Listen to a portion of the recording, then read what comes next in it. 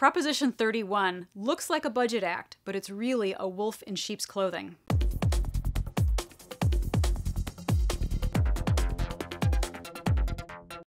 I'm Katy Grimes with CalWatchdog.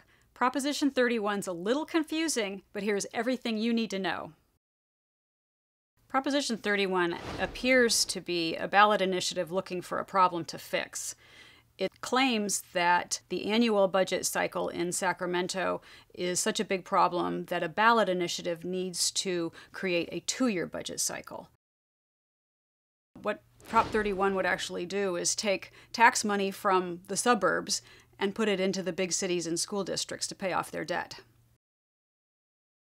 The folks behind Proposition 31 are a particularly shady group known as California Forward, which I've described as a group full of out-of-work politicians and wealthy financiers. Of particular interest is a backer who is a wealthy European billionaire born and raised in Paris, so his interest in California has a lot of people raising their eyebrows.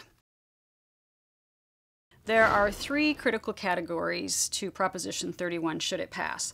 The first is it would establish a 2-year state budget instead of the current annual budget nightmare that happens every year in the legislature.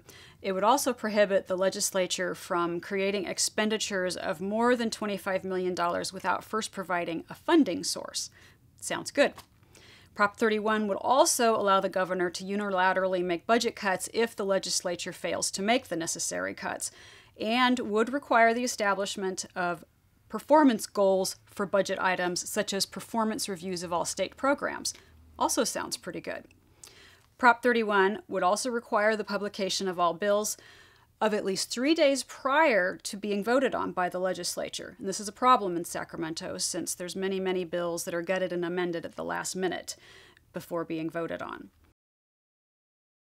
It's being called a budget reform initiative, which sounds pretty good, right? What Proposition 31 would actually do is create another level of state bureaucracy called the Strategic Action Plan Committees. These action plan committees would actually be taking precedence over local government decisions. Any new regional transit plans, for example, would have to be approved first by these strategic transit committees. It's just another layer of very big government in California politics. It appears that those who are really going to benefit from the passage of Prop 31 are the out-of-work politicians who will probably land plum jobs on the Strategic Action Plan committees.